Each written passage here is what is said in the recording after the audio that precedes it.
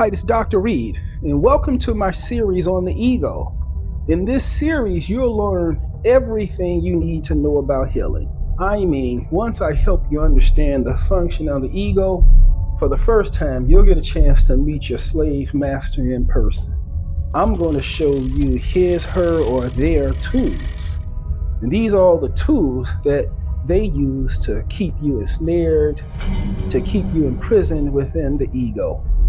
Actually, they keep your consciousness entombed within the structures that they themselves have created for you. And they make sure that you're locked in that prison forever.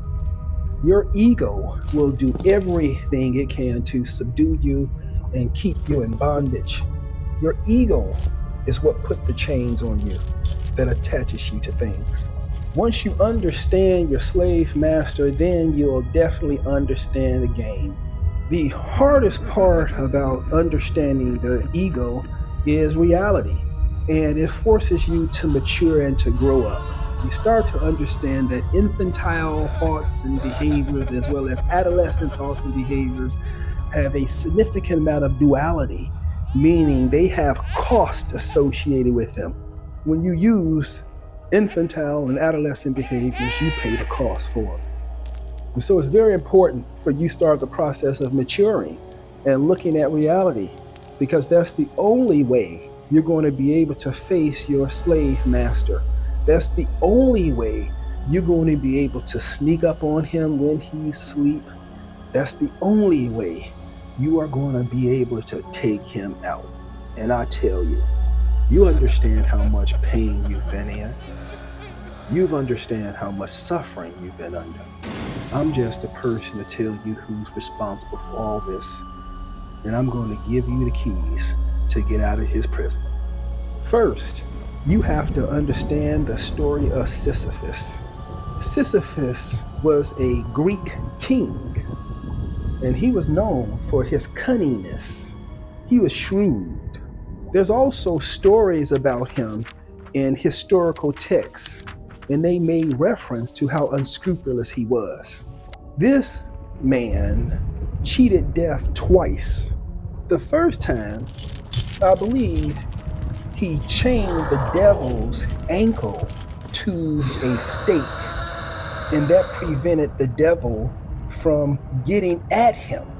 And so he was able to escape death by binding the devil.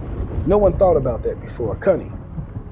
Second situation, he avoided death on the second time by instructing his wife not to sign the death certificate.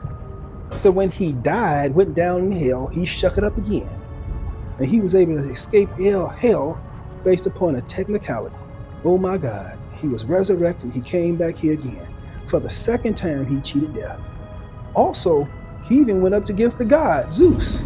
He even challenged him.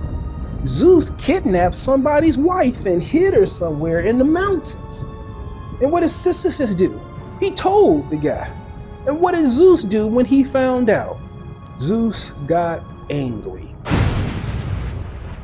Zeus sentenced Sisyphus to a lifetime of indefinite work.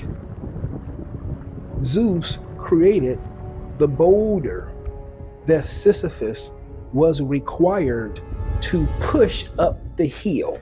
Now, there's a certain characteristic that Zeus put into this story or built into this contraption.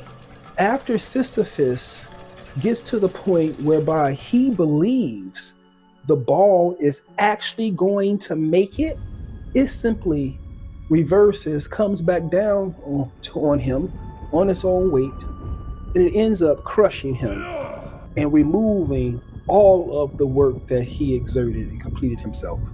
So at the end of every effort, the work is still zero.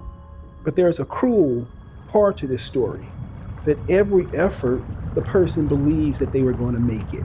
And I believe that's the psychological torture that goes along with operating this apparatus.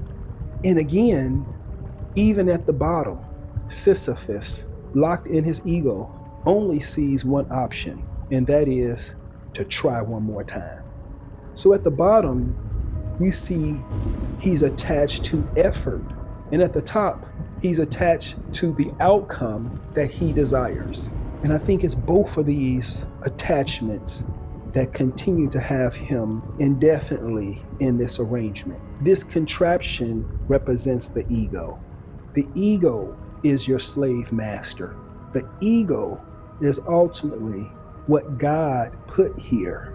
And all the losses that comes from the ball going from the top all the way down are all the losses, the traumas, the dramas, and the issues in your life.